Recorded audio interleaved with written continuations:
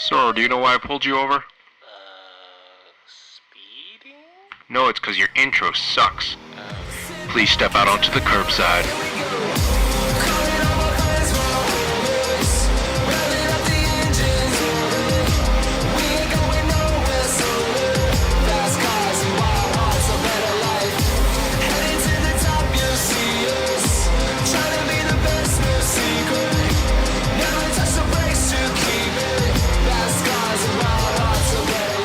Hey everyone, welcome to another week of the Curbside Podcast, the podcast where we talk about cars and everything to do with cars. My name is Jeff. I drive a 2004 Honda S2000, and I am your Southern Californian Taiwanese American. And I'm Andrew. No Parth this week, unfortunately. I drive a 2014 Evo 10 MR and a 2015 Subaru BRZ. I kind of forget I have to list both now.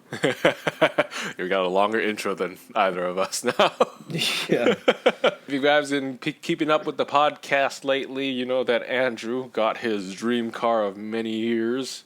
How's that going? It's good. I drove it for about a week. If you follow our Instagram at the Curbside Podcast, you'll see that I posted a slight update yesterday. March 12th. Kind of an update on how I've been enjoying the daily driving experience of the Evo 10. Some key points that I've really enjoyed. One of your key points was it makes a psh sound.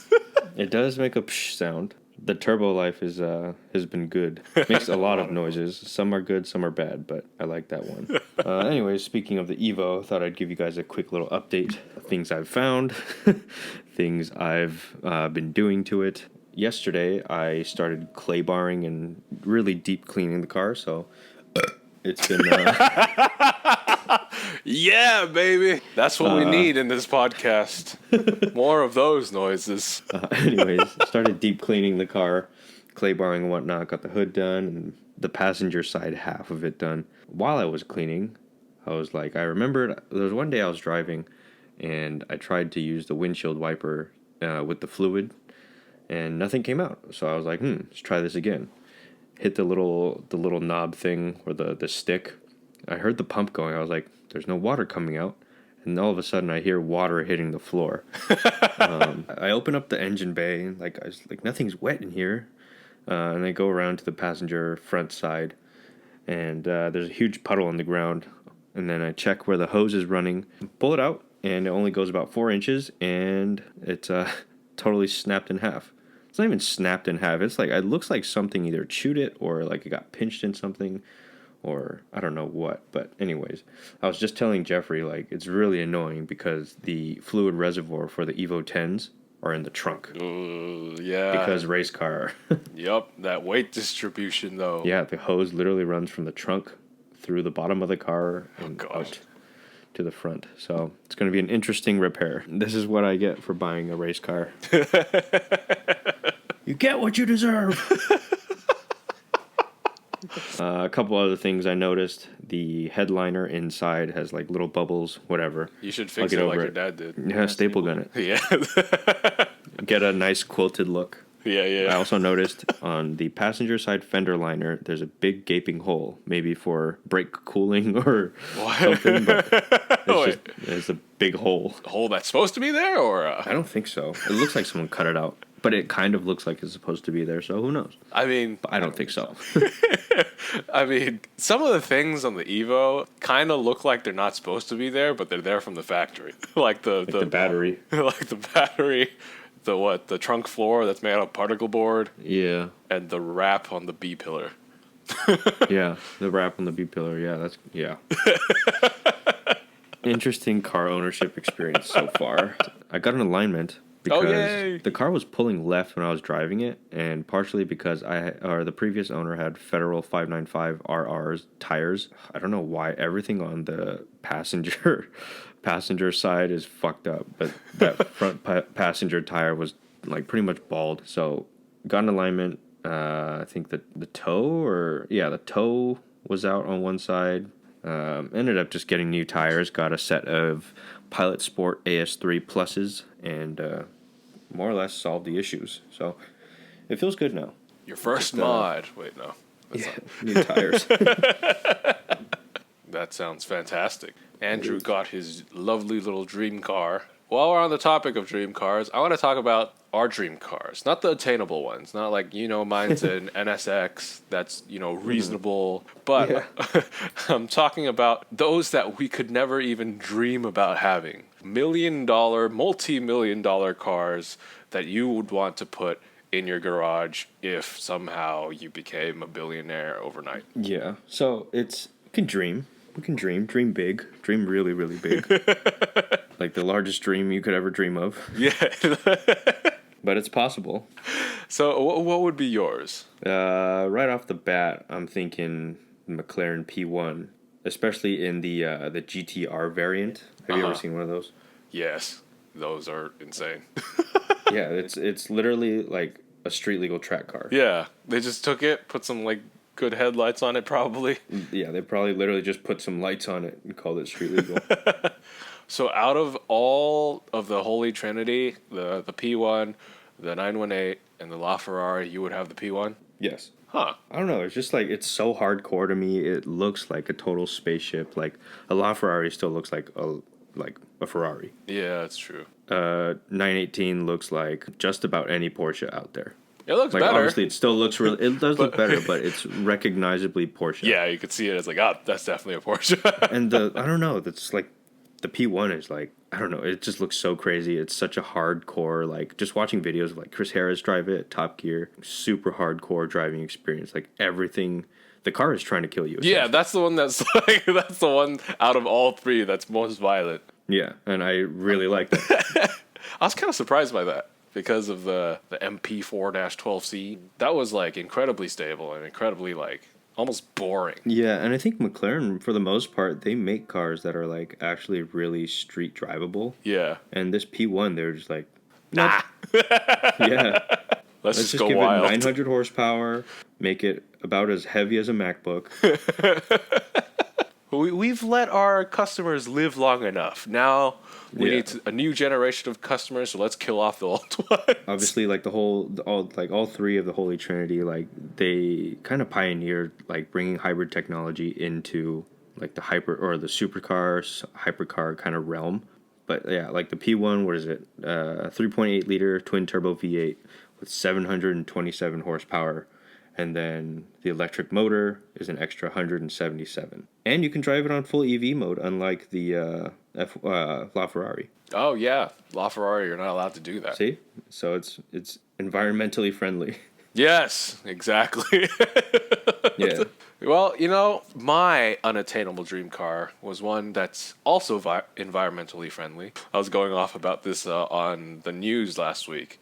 But I can guess. But over the past week, Andrew knows, because Andrew and Parth know, because I've been watching videos about it, and the more and more I watch videos about it, the more and more mind blown I get by it. It's the Koenigsegg Gemera. Now, I was saying how it's an environmentally friendly car. I don't know if you watched that video. It's Mr. JWW's video on YouTube. He was talking with Christian von Koenigsegg, and he was talking about all the fuels that this 3-cylinder engine can run on.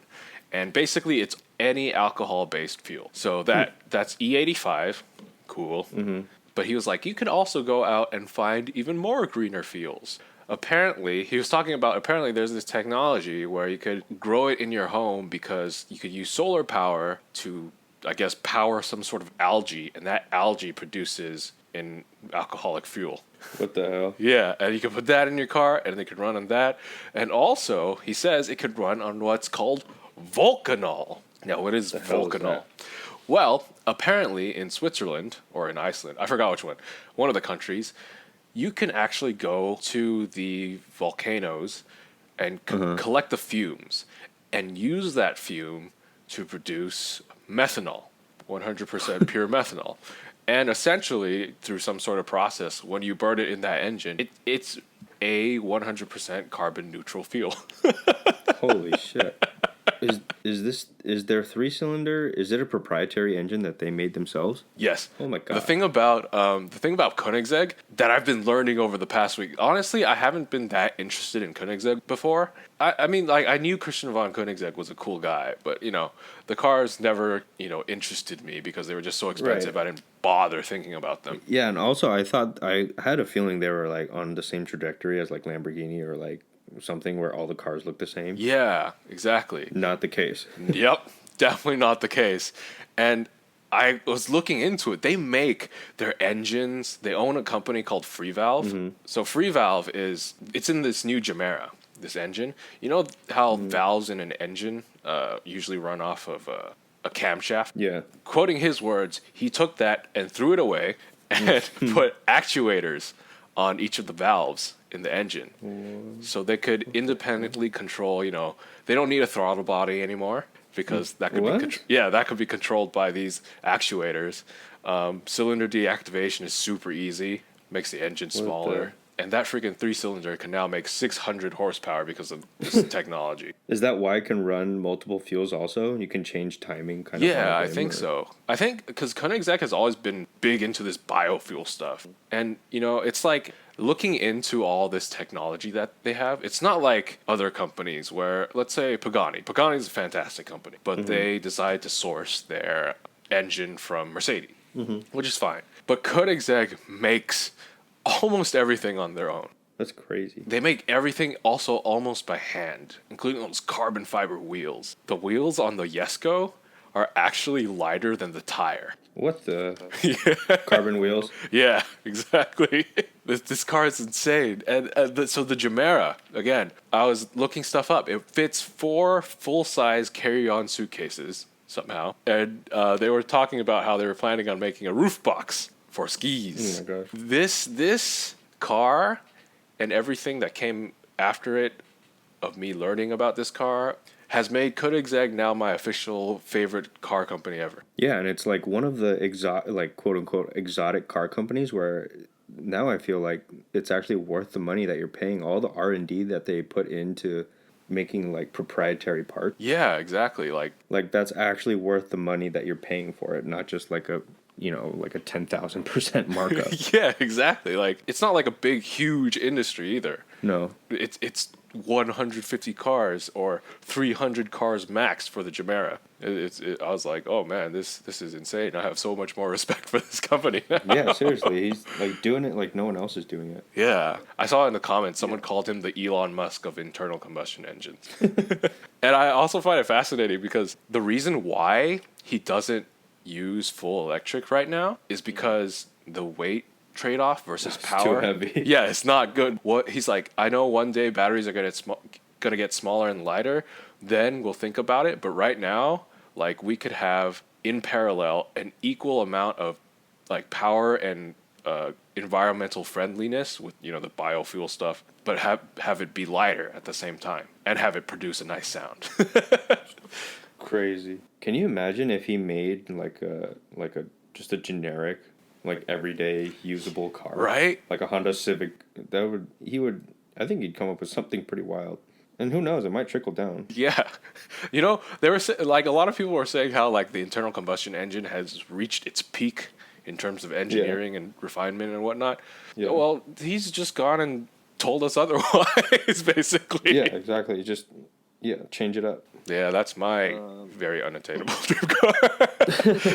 Hey, one day, maybe. Yeah, $1 million is probably what it's going to cost. When we get on the Drive network. Yeah. No. Well, I have another one. Kind of just popped in my head because this car didn't really get that much media attention. Yeah. The Lamborghini Sesto Elemento. Oh, I feel like it's a little forgotten. Yeah, honestly, it was sold, right? Yeah. Well, they only made 20 of them. That car's insane. Yeah, well, here's some specs. Unveiled in 2010. 2010? 2010. It's time fucking flies. No freaking way. What the heck? It does not look like a 2010 car. No, this could be put out like in the next 5 years from now. It'd be like, holy shit, that's crazy. Yeah, even 10 years from now, dude. It had a price tag of $2.2 million, which makes it onto this list. Uh-huh. And it was never meant to be a street legal car. So Oh, okay. even more unattainable. Yeah. So it weighs less than my BRZ and also less than a Honda Fit. Holy crap. At 2,200 pounds, it has a 570 horsepower V10 engine and a full carbon fiber everything. That's less than, I think that's less than a Miata. Is it? I think so, because I don't know, a crazy. Miata goes up to 2,400 some pounds. Wow. That's insane. Yeah, and it's way big. It's like 2 Miatas, like surface area wise. All of that lightweight plus the power gets you from 0 to 60 in 2.6. Back in 2010. Yeah, seriously, and you get like some serious like alien looking design. So Yeah, that's a good one to make on this list. yeah, I don't think we'll ever see one. No, not like some of these cars we're talking about. Some of them we're probably never gonna see. I'm gonna add another Lamborghini to the list of my unattainable dream cars. What's that? The Lamborghini Reventon. Revine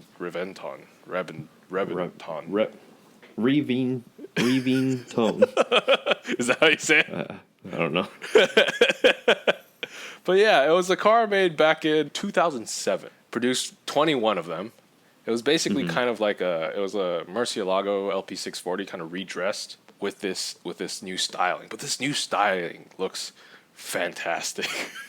Is it the same? Is it a Murcielago underneath the body? Yeah, it is. Oh, okay. And it's got this really cool like dashboard that has 2 modes. It's got the normal like gauges and whatnot, but it also has this aircraft mode. And guys, if you look up a video of this, I think Top Gear did a video on this. It looks super cool, and I don't think you could get that dashboard anywhere right now. How much was this car? Because the interior to me looks cheap as fuck. Yeah, because It has like an Evo 9 steering wheel on it. yeah, no, that's the thing about the Evo 9. I was like, hey, it has a Lambo steering wheel on it, but it's basically a Murcielago interior, but it's sold 1,100,000 euros. Ooh, Holy shit, that's like 1.5 in dollars. yeah, and then the price ended up increasing to about $2,100,000 US. On the resale market? Yeah, I think so. They're pretty cool. The back for me, I feel like I don't know how I feel about the back. It looks like those people that get like a Ford Mustang and like put a Lamborghini kit on it. That's what I'm kind of getting at the taillights, but everything else looks really cool. It looks like a total like stealth bomber. That's what it was designed after, actually. It was designed after, I think, an F-15. Very cool. Yep, me wanting one, but not able to ever having one. Or even see one. Or even see one. Like, you said they made one for the museum, but I'm pretty sure all 21 of them are museum pieces at this point in someone's house. Yeah, probably. Like someone's home museum. Yeah. That's about it for me. That's all I got. All right, then. How about we move on to our sponsored break? Sponsored break.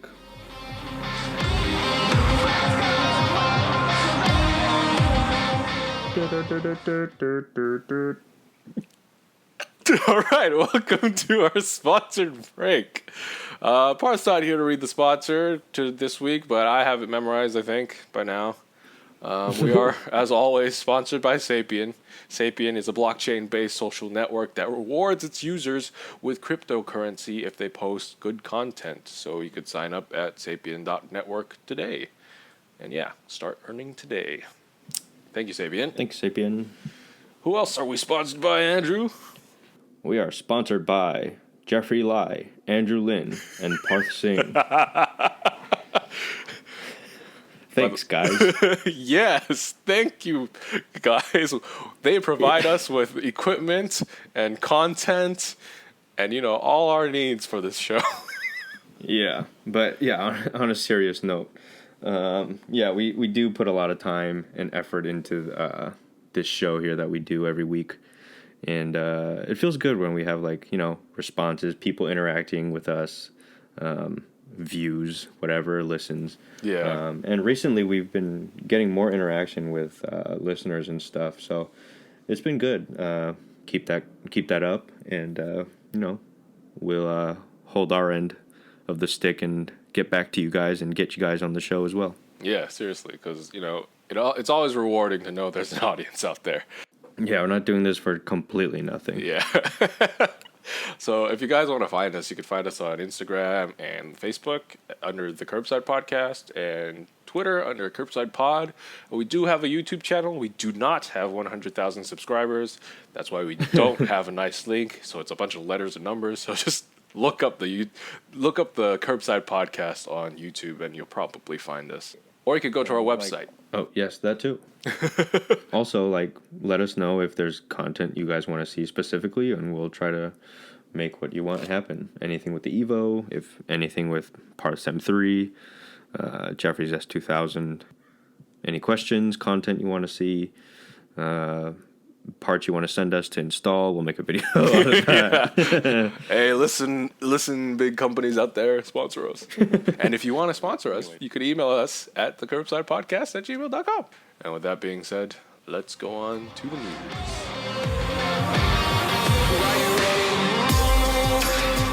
Now that we got you loose, I can hear the birds waking early to say, and that is never too soon. All right.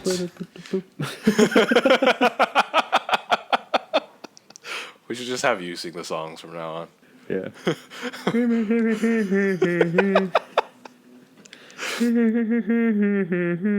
Fresh cars and wild hearts. All right, welcome to the news.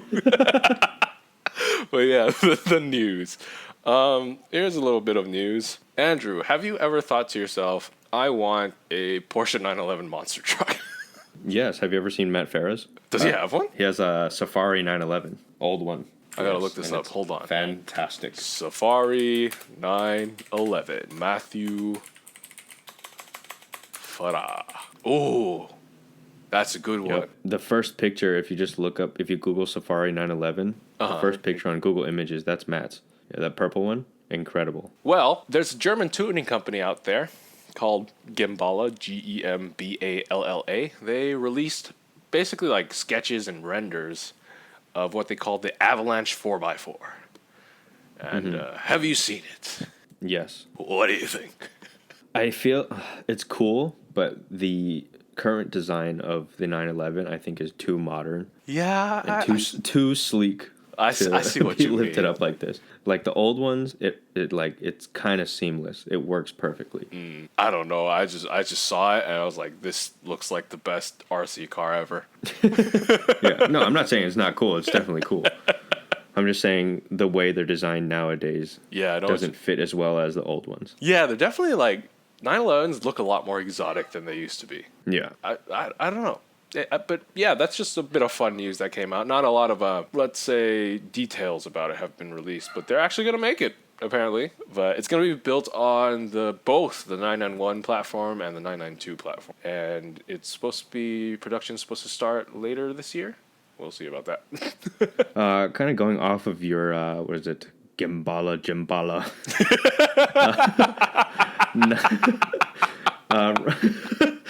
911 4x4. You remember the 911, or was it the car company Roof? Roof? Yes.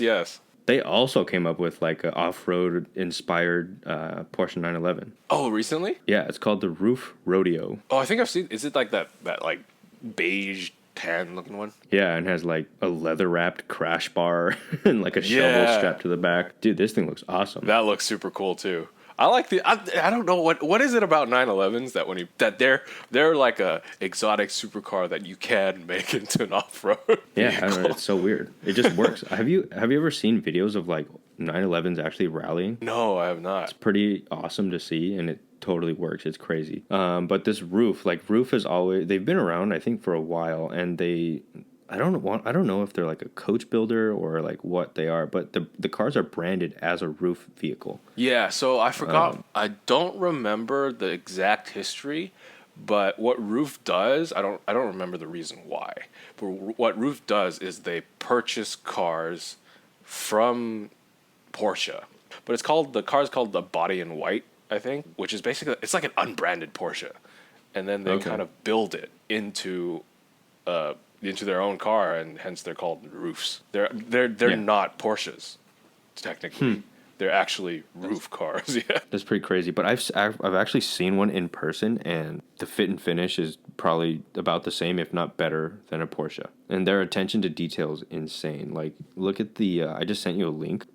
Just scroll through these pictures. The detail, interior detail, everything is leather wrapped. Apparently, they're making boots to go with the car. Oh wow. Yeah. The detail is crazy, and like the freaking rally spotlights are leather wrapped, the crash bars leather wrapped. There's rope tied to the front. I like that pattern on the seats. Yeah, on the seats, right? It has like a kind of vintage, like country look. Yeah, that looks sick. Yeah, I love everything about this car. Yeah, this is through and through everything about those boots. More news from Germany. There's a car company called Gumpert. I don't think it's the same car company as the old Gumpert Apollo. This one was made by a man named Roland Gumpert. He used to run the Audi Sports division, apparently. And he has gone and made a new electric sports car, supercar type deal, as if we need it anymore. But the interesting thing about this is that it doesn't run on batteries. Neither does it. Runs on feet power. Flintstone power. No. But neither does it run on hydrogen. It runs on methanol, which we know apparently we get from volcanoes. So it takes the methanol, turns it into hydrogen, and uses the hydrogen to make electricity, and sends it to the 4 electric motors on board. Sounds like a warranty nightmare. Yes. Let's have 3 power systems. Yeah. Anyways, good luck. It's supposed to make 536 horsepower and go to 0 to 62 in 2.5 seconds, and has a range of 510 miles. And the good thing is you could fill it in 3 minutes and not 30 minutes like charging. You know, if you could find some methanol. Yeah, I was going to say, where do you fill it in 3 minutes? Find a volcano. Good luck. Oh, good news. This is very affordable at $460,000. It looks like if Will.i.am built a Audi A5.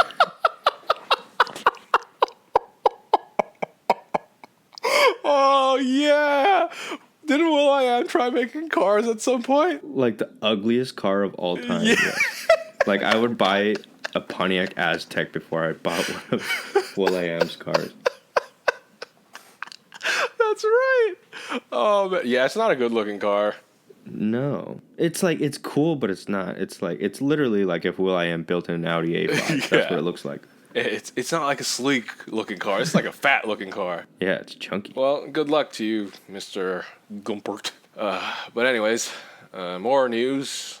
It was inevitable that we're going to talk about this because this is all the world is talking about right now. The novel coronavirus, or COVID-19. Yay. It is at a point where it's kind of out of control now.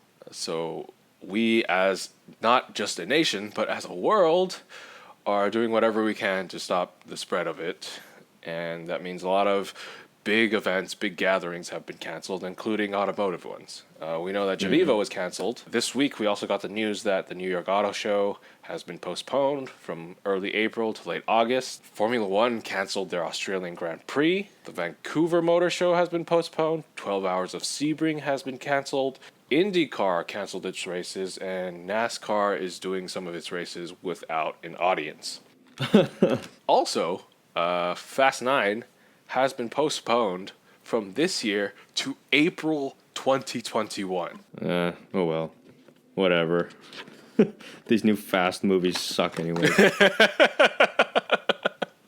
But it's been pushed a whole year. Yeah, I mean, like, what's going on now is just so unpredictable. You really don't know when Yeah. everything's going to be cleared up, so it's only for the best. Yeah, honestly, I think it's a good thing that we're limiting these, like, social interactions now. Yeah, and it's like even down to like what, like ball sports, like baseball, basketball, all of like pretty much any major league sporting conglomerate has like suspended the season indefinitely.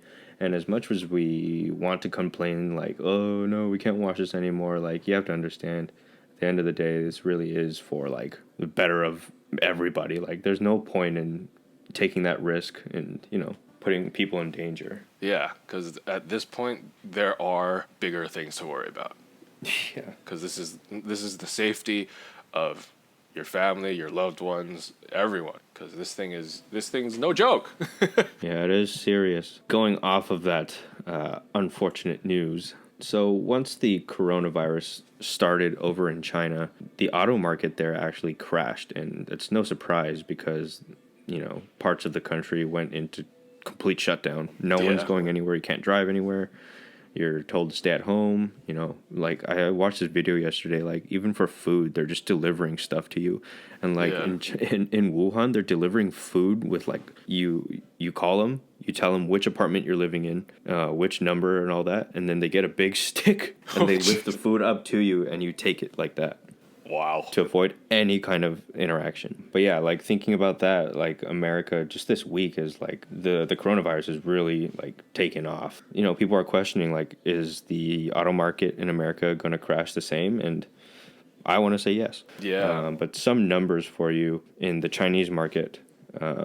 They saw an overall sales decrease by 92%. My gosh. 92%. And that has to do with people not being able to go out, drive, and all that stuff. Yeah. Honda sales in China dropped by 85%.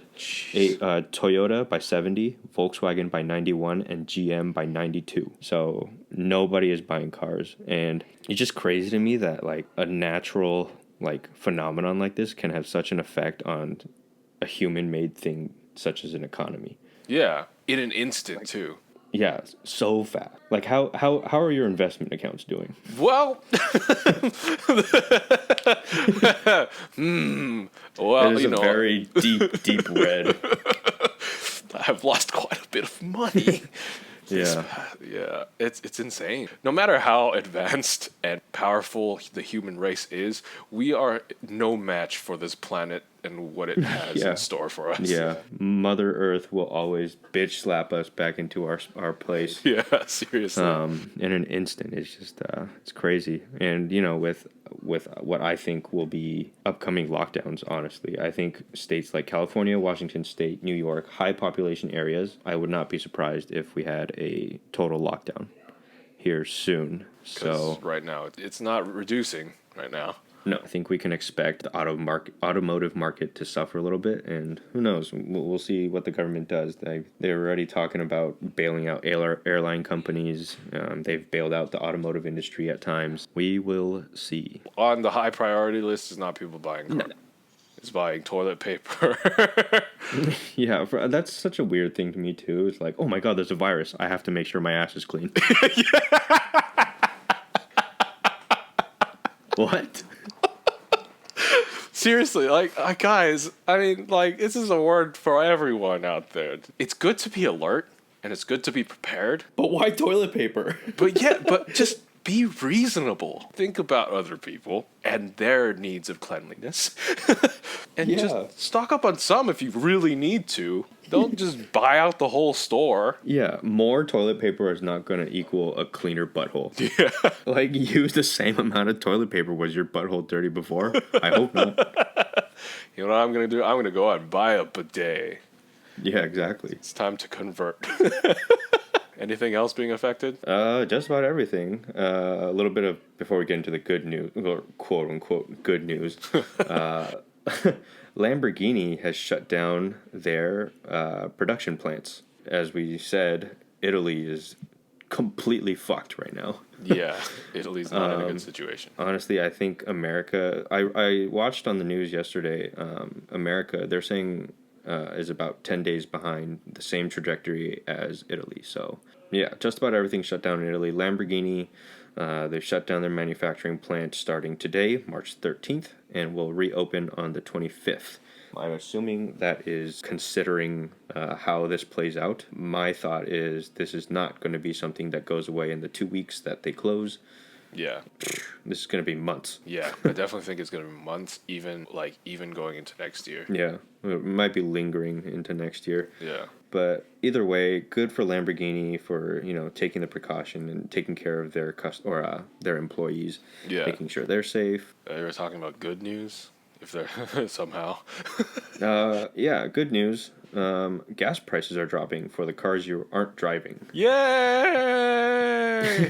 Yay! We asked for this. We were like, we need lower gas prices, and then God was like, God was like, okay, here's what you want. but yeah, like this is a scary time to be living. It is. With that being said, at the same time, we need to be alert, but not let it scare us to the point where we lose our sense. Right. Right now, what we need is basically a full cooperation from everyone in this world, which I know is like very idealistic talking, but It's honestly, to me, I'm pretty surprised with how well people are, getting together yeah, and actually, well, obviously no one wants to get sick. yeah. But no, people are actually cooperating. I haven't heard any news of like riots or anything like that, which is great. The only way we're going to be able to come out of this well is if we cooperate with each other. So don't be racist. Yeah, let's not do that. I've seen so much news of just, racism, xenophobia. I think it was like 2 weeks ago, this old Asian guy got beat up in San Francisco for seemingly no reason. And that's just complete ignorance. Like, come on, guys. Seriously. What did you do that for? Yeah. At the end of the you did that, you got arrested, and now you're sitting there like a fucking idiot in jail. Be better people. Yeah, take care of yourself and just be better people. Yeah, and beating someone up is not, you're not beating up the coronavirus. You just leave people alone, stay home, take care of yourself, and, if we can all do that, things will play out. Yeah, let me tell you guys, if you beat people up, you have more chance of getting the coronavirus. That's direct contact. Exactly. Like, I know, like, some of us are in the range where we're less likely to have drastic side effects from this disease, but you have to also take into consideration the people around you. There are people around you whose immune systems are compromised. There are older people around you. So the more you do to keep yourself clean, the more you do to keep those people safe as well. Yeah. Wash your hands for more than 20 seconds a week. Not 20 seconds a week. 20 seconds a session.